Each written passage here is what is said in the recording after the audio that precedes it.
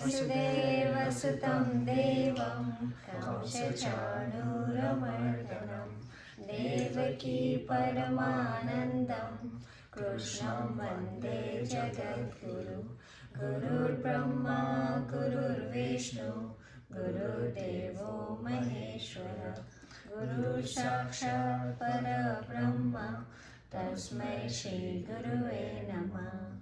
ॐ पूर्णमदः पूर्णमिदं पूर्णात् पूर्णमुदच्यते पूर्णस्य पूर्णमादाय पूर्णमेवावशिष्यते।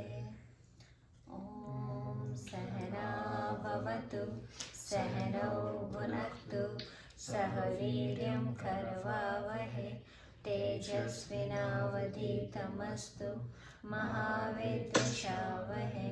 ॐ शान्ति शान्ति शान्तिः। ॐ असतो मा सद्गमय तमसो मा ज्योतिर्गमय मृत्योर्मा अमृतं गमय। ॐ शान्ति शान्ति शान्ति। Okay. Somebody, you cannot automatically come in the room. No, there's no setting. It's everything. That's yeah.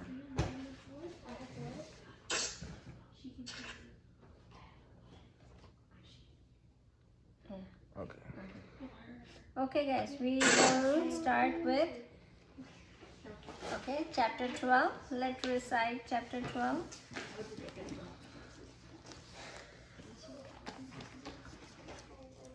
Ready?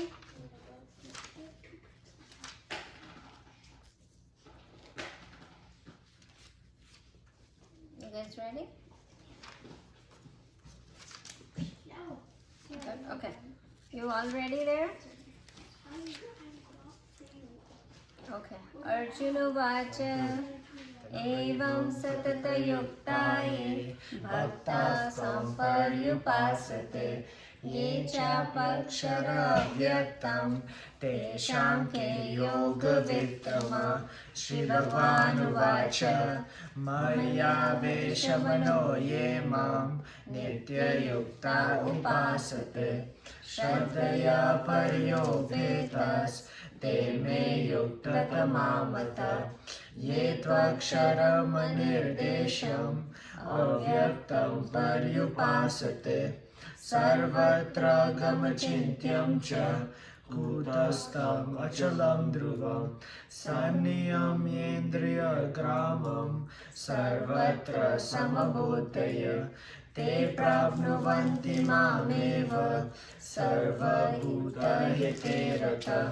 क्लेशोऽधिकतरस्तेषाम् अव्यक्तं सत्यचेतसाम् अव्यक्ता हि गतिर्दुःखं देहवद्भिर्वाप्यते। ये तु सर्वाणि कर्माणि मयि सन्न्यस्य मत्परा अनन्येनैव योगेन मां ध्यायन्त उपासते तेषामहं समुद्धर्ता मृत्युसंसारसागरात् भवामि न चिरपार्थ। मय्यावेशितचेतसां मय्येव मन आदस्व मयि बुद्धिं निवेशय निवर्षिष्यसि मय्येव अत ऊर्ध्वं न संशय। अत चित्तं समादातुं न शक्नोषि मयि स्थिरम् अभ्यास्य योगेन ततो मामिच्छाप्तुं धनञ्जय। अभ्यासेऽप्यसमर्थोऽसि मत्कर्म परमो भव मदर्थमपि कर्माणि कुर्वन् सिद्धिमवाप्स्यसि। अतएतदपि शक्तोऽसि कर्तुमद्योगमाश्रितः सर्वकर्मफलत्यागं ततः कुरु यतात्मवान्। श्रेयो हि ज्ञानमभ्यासात् ज्ञानं विशिष्यते ध्यानात् कर्मफलत्यागस्त्यागच्छान्तिरनन्तरम्। अद्वेष्ट सर्वभूतानां मैत्रः करुण एव च निर्ममो निरहङ्कारः समदुःखसुखसमी सन्तुष्टः सततं योगी यतात्मा दृढनिश्चयः मय्यार्पितमनो बुद्धिर्यो मद्भक्तः स मे प्रियः यस्मान्नो द्विजते लोको लोकानो द्विजते च यः हर्षमर्षभयोद्वेगे मुक्तो यः स च मे प्रियः अनपेक्ष सुचिर्दक्ष उदासीनो गतव्यतः सर्वारम्भपरित्यागी यो मद्भक्तः स मे प्रियः यो न हृष्यति न द्वेष्टि न शोचति न काङ्क्षति शुभाशुभपरित्यागी भक्तिमान्यः स मे प्रियः समशत्रौ च मित्रे च तथा मानापमानयोः शीतोष्णसुखदुःखेषु समसङ्गविवर्जितः तुल्यनिन्दास्तुतिर्मौनी सन्तुष्टः येन केनचित् अनिकेतस्थिरमतिर्भक्तिमान् मे प्रियो नरः ये तु धर्मामृतमिदं यथोक्तं पर्युपासते श्रद्धया न मत्परमा भक्तास्तेऽतीव मे प्रियः ॐ तत्सदिति श्रीमद्भगवद्गीतासु उपनिषत्सु ब्रह्मविद्यायां योगशास्त्रे अर्जुनसंवादे भक्तियोगो नाम द्वादशोऽध्यायः. It's getting right now. We are memorizing it. 2, 3, 4, 5. But she can sing with everybody singing, right? Looking at the book, even if you don't memorize, it's getting. I feel like it's getting better. Okay, let's do a quick meditation before we start. So everybody sit a little straight. You don't have to be like straight. You're just comfortably straight. And then put your palms on your knees. Close your eyes. And try to focus on one thought that gives you self-esteem. And that one thought we have to focus on and concentrate on it. I'm strong and I can achieve anything in this world.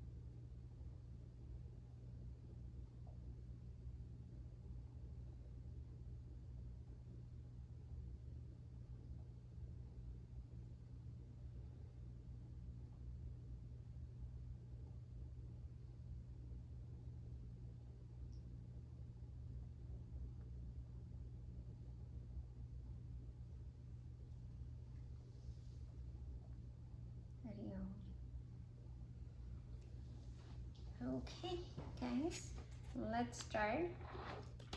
I was thinking about one topic from long time back, and I wanted to bring that when we all are comfortable talking about it. So I think this is the time when I should bring that topic to everybody. So I thought rather than going to the next shlok, which is we were doing chapter number 5th with shlok number 11th or 12th, but let's take a break and go over this topic. Okay, so today is going to be a new topic, not in continuation of Gita. So I want to talk about Hinduism. What's the religion? What do we have? So Hinduism is, is it let me talk about Hinduism first. If we talk, what do you guys think about Hinduism? Like if I ask you a question, one question that I pop you, and we are studying Gita for a long time, we are born in as a Hindu, right? And we are following that religion for a long time. So what do you think about Hinduism? How would you express if somebody asks, what's your religion? What do you think about your religion? What do you say?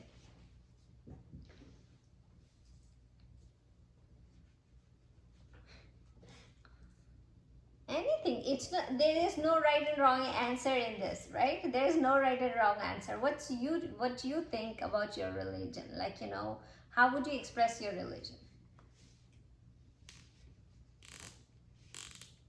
We start from you guys. Everybody has to answer this question because this question is not, again, there is no right and wrong answer. So I will give you, there are a lot of religion in the world, right? There is, you say Christianity is there, Islam is there, then Judaism is there. So there are many, Buddhism is there. So there are many different religions, right? And the Hinduism there too. Lot of way we talk about is it monotheistic or polytheistic, right? What is Hinduism? What do you feel the Hinduism is? So who will start? Any what do you feel about it? Just okay, this is what I think the religion is. Yeah, like you pray to different gods. You pray to different gods. So yeah, so there are many different gods. That's what you pray to. Okay, what else? Yes. Food. You think when religion is connected with the food what we eat, right? Okay. Like lights. Lights. So yeah, okay. You feel like religion is like a celebration, right? With food and lights and stuff like that. That's what your religion definition is. What else? Like tradition and like Tradition is the religion. Okay. What else? Okay. Yeah.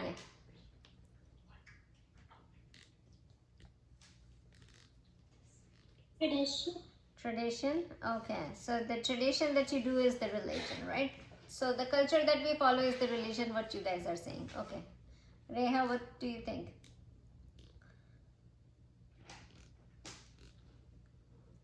Everyone took the good ones already. Yeah, but what do you think about the religion? It's just tradition. I think it's more like you can argue that it's monotheistic because of Brahman, and then that's the main god you're praying to. But I think it's polytheistic because you can do different things. But It could be monotheistic or polytheistic. Yeah, that's what you think.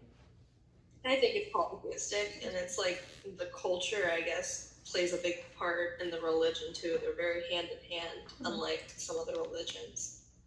Good. Okay, so the culture and religion are together. Yes. I also think it's fun because we do garba and we get to.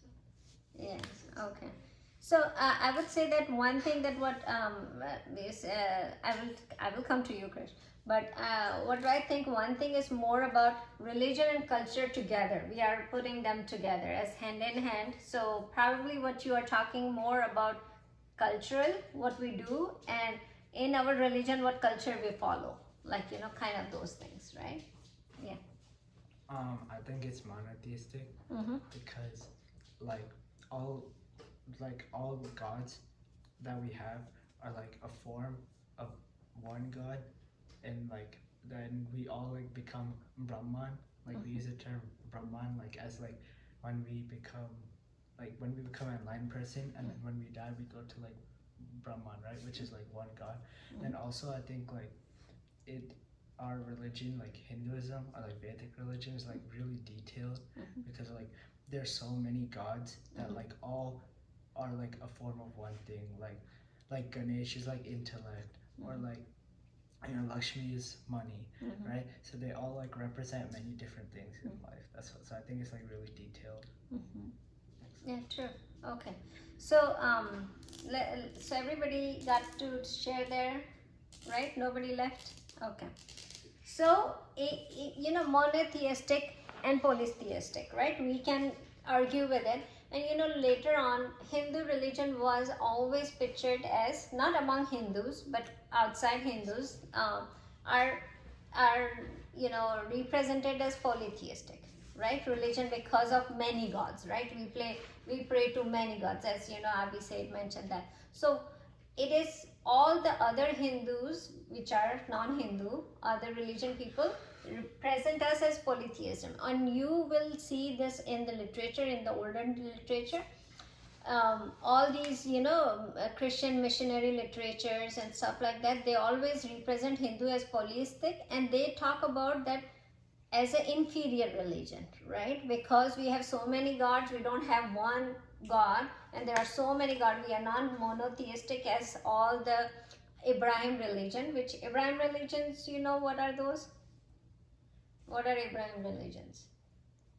They are Islam, Judaism, and Christianity, right? Those three religions are Abraham religions. So those religions have one God, and they talk about Hindu as inferior religion, and they want to convert Hindu to Christianity because of going to the higher self, right? Going to the monotheistic religion rather than being a polytheistic religion. So let's talk about monotheistic religion, right? This monotheistic means God. Mono means one.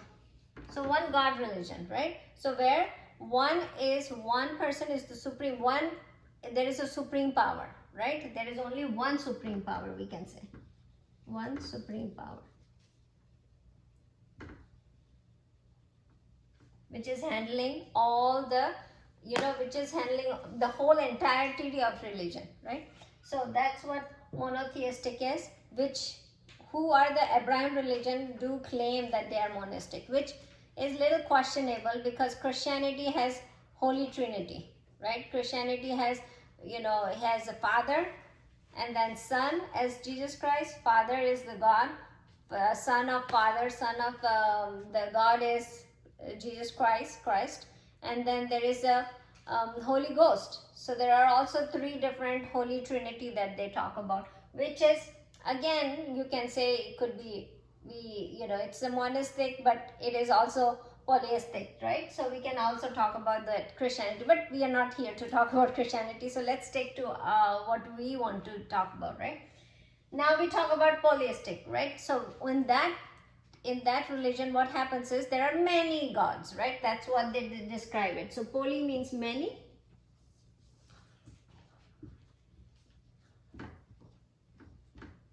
Theistic means God. So many God, right? So we are represented as many because we have many forms, right? Ganesh, Shiv, Parvati, Lakshmi, many other names. Tell me other names. Come on, fast. Krishna, right? Shiv I already said, right? Sita, Ram, Saraswati. You say Vishnu, Krishna, yeah. So many gods, right? So we have many forms of God. Now, this means there are many gods with the same supreme power. Like, everybody is at the same stage. Nobody is up and down. So, many God means this is one supreme power. Here, there are many supreme powers.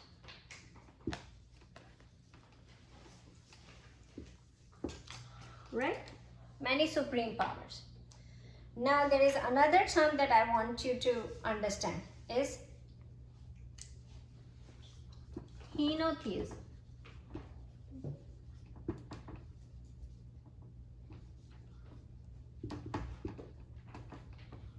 Henotheist, which this actually term was it became popularized by Max Muller.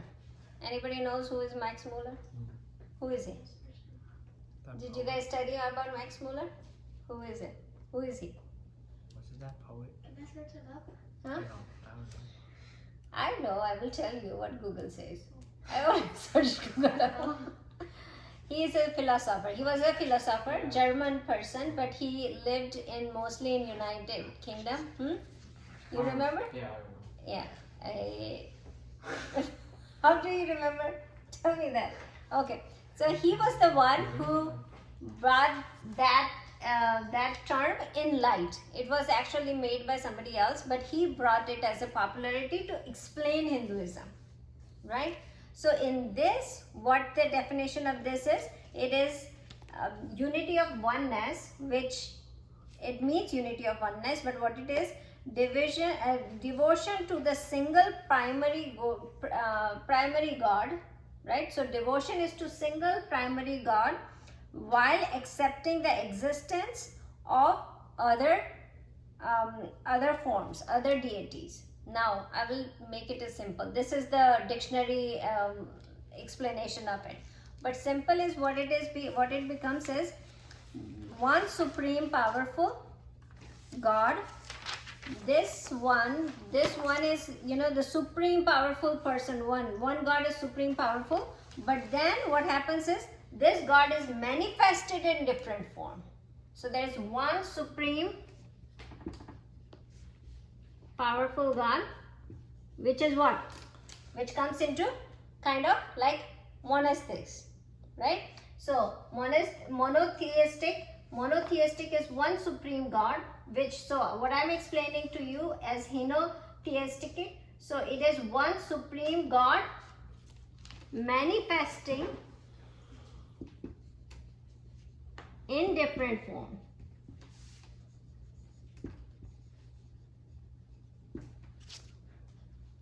So now you understand what it is. So one God, there is only one God, but there are many forms of that one supreme God, right? So it is not even, it has a part of mono and it has a part of poly. So it is a, what is Hinduism? Henotheistic, right? How? Because it has one supreme God which has different form, manifested in different form. So one God, right? For one person it would be Krishna is the one God, but there is Lakshmi too, then there is Ganesh too, but that is a form manifesting in different form. So Krishna is like the one God? If somebody believe in Krishna, if somebody says, oh, Shiva, then Shiva is the supreme God. All the other gods could be are the manifestation of that form, right? So now think about this. If we talk about Brahman, that Brahma that we talk about, not Brahma, no, not Brahman also, the Brahma. Right? So then we talk about that as a supreme God, and all the other forms are manifestation of that God, right? So remember that you guys have to come across and say, if somebody asks you what is what is Hinduism, you should be able to explain this, how the Hinduism is. Why do you have so many gods? There is no one God that is supreme, right? So you should be able to explain that it's one God, but there are many manifestations of that God in different forms, right? With that said, I might have to introduce you another term. So we talk about Ishtadevta, right? Have you heard this term as Ishtadevta? Yeah.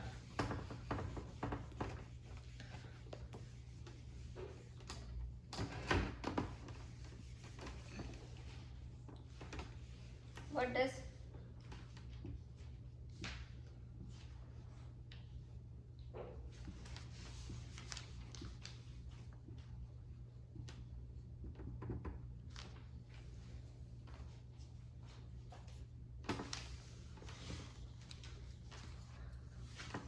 East. Okay. Anybody know about this term? Anybody online know about this term? What is East Devta? No? Okay. Devta means, you know, God. God. Okay. East Devta. So now East Devta is the personal God, the deity, the personal God with whom the devotee feel great affiliation. Right? And what happens, the form of God that I preferred, depending on my temperament, my sanskara, my past sanskara. So that's what Ishta Devta means. Like, depending on every person has different sanskara and their Ishta Devta are different, right? So how it is, my sanskara is, what is sanskara? That I come with my all the experience that I have so far, right, in my life, that change into the behavior. Those are sanskara, right? It could be from last life too, right, which I'm born with. So I can be born with sanskara, or while I'm getting everyday experiences, my sanskara can keep building up, right? So I behave according to my sanskara. So sanskara will give you what kind of God you have affiliation with, right? So somebody, like, if I give my example, I would say that I am more affiliated with Shiva than any other God, right? So my Ishta Devta would be Shiva, right? So everybody will have their affiliation with some God depending on your sanskara, right? So you might believe in Krishna. So in one family, a father could be Krishna Bhakt, the mother could be Shiva Bhakt, the daughter could be Krishna Bhakt, and the son could be Hanuman Bhakt, right? Any family can have 4 different Ishta Devta. So what happened for them, if that's the person I have Ishta Devta, then that Ishta Devta becomes the supreme powerful for me. And then all the remaining form is manifestation of that supreme power, right? So what happens is, if I go in Shiva temple, right, I worship Shiva, right? But then I go to Ganesh temple too, and I will worship, but my worship, I always think that it's my Ishta Devta's form, right? So in Ganpati also I will see my Ishta Devta, that would be Shiva. In Saraswati also I will see Shiva. In Ganesh also I will see Shiva. In Lakshmi also I will see my Ishta Devta Shiva in it, because Shiva is giving the form for all the other forms of all the other deities. Got my point?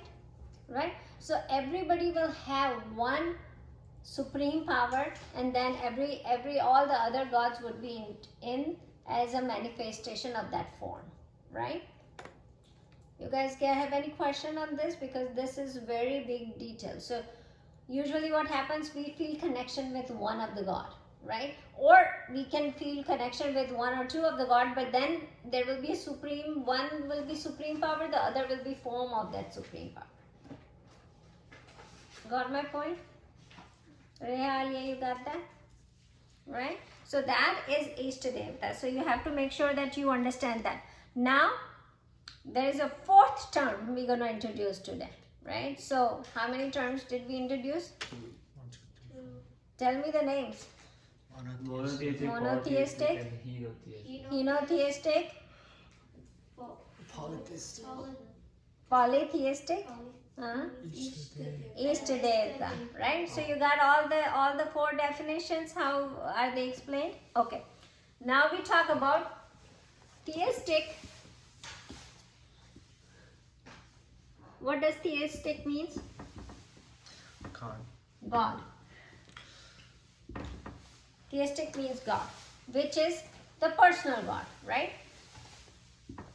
Personal God that has form. We talk about God as personal God which has form.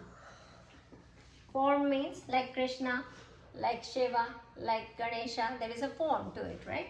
So we have personal God with forms. Now we talk about Nirguna Bhagavan also, right? So there is no form to it, there is no God to it, but there is Nirguna, right? There is, what do we say? What do we say that our consciousness is? Do we say it's a God? No, it's a consciousness, right? We talk about this. So there is no God. So then the term comes as monoism. Monoism. Mono or monism? Monism. Monism. Monism. Like Spell it?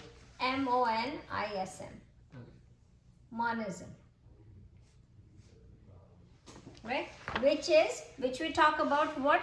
This one is, we always talk about non-dualism, that comes in monism. Right? We talk about it, right? I usually teach you monism. That's Advaita.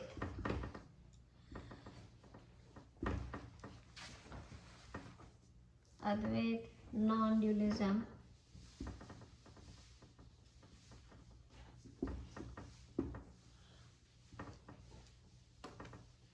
What do we say? That's consciousness.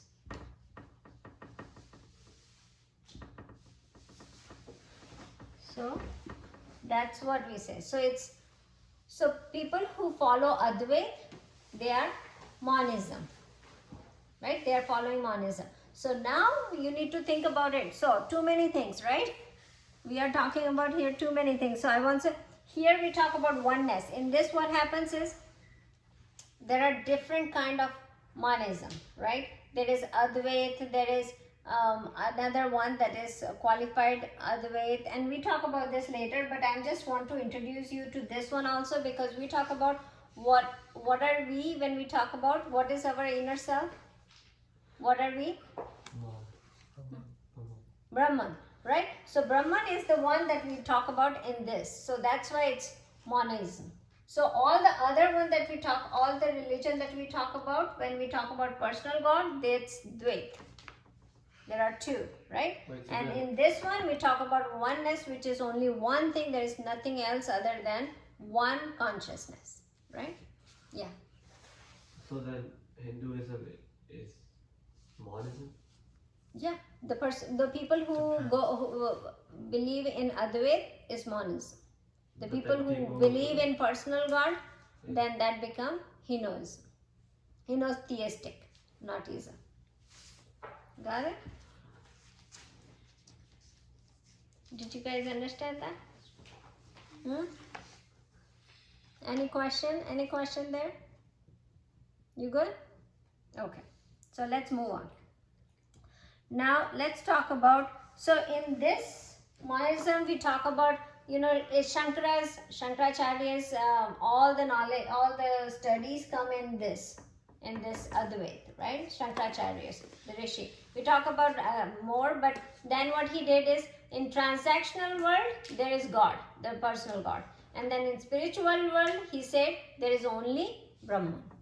So he divided the world into two: transactional world where the personal God is there, which is Henotheistic, and then when there is a spiritual world, there is only Brahman, there is nothing else other than Brahman. By transactional world, do you just mean like The body. Okay, Body, mind, intellect world, like the samsara. When we talk about the samsara, then it becomes transactional world where we are doing transactions of actions. That becomes personal God. And then spiritual world is only Brahman. There is nothing else other than Brahman, right? Other than consciousness. So that's what it comes in monism. Okay, so you got these four different way to explain this.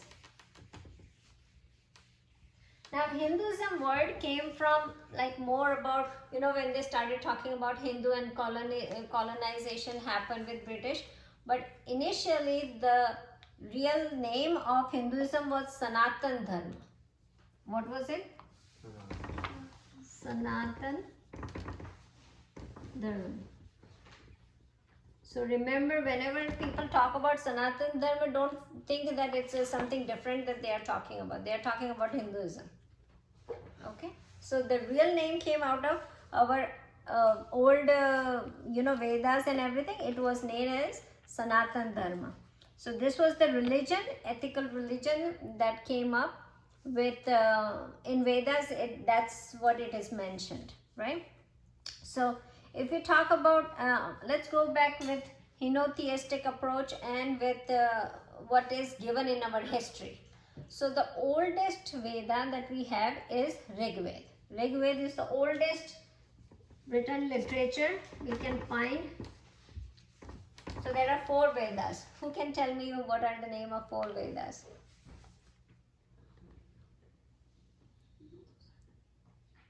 You remember 4 Vedas? We did study that long time back. If anybody can, what are the 4 Vedas? Huh? One starts with like an A,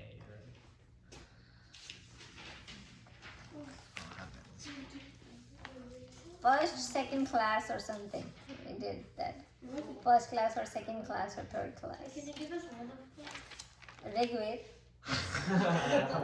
I already gave it on the board. Rig Veda. Sam Veda. Oh, it just says parts of it. It says Aramyaka, Upanishad. That's the part before that.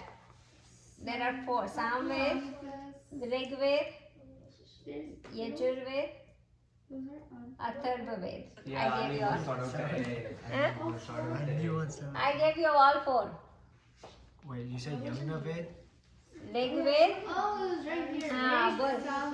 Sam Veda, Yajur Veda, Atharva Veda. Okay, good.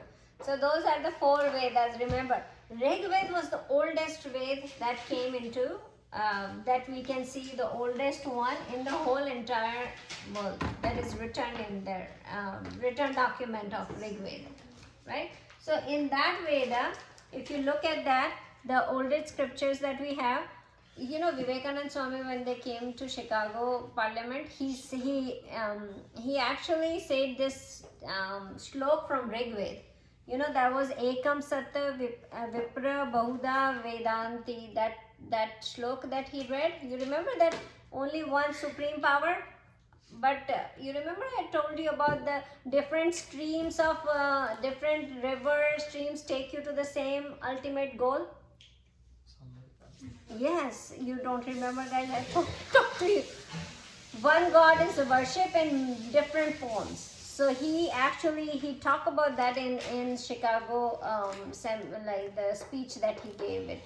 That there are one God is worshipped in a different form. So he meant in different form means he worshipped, like in Hinduism we worship different forms, but also Christ and Muhammad and everybody, he put it all together, right? So in Rig Veda it's been mentioned that the Henotheistic concept is given in Rig Veda itself, that one powerful God is worshipped under many different forms, right? So that definition of Henotheistic has been given in Rig Veda. Now if we go beyond Rig Veda, then what came? Then came Upanishads, which is part of the Vedas. So then came Upanishads. So Rig Veda was the oldest one, then came Upanishads. And Upanishads also, if you look at that, it is the core scriptures of Vedanta. In that, it has been talked in one place. It has been talked about that the divinity of impersonal God. Divinity of impersonal God. Impersonal means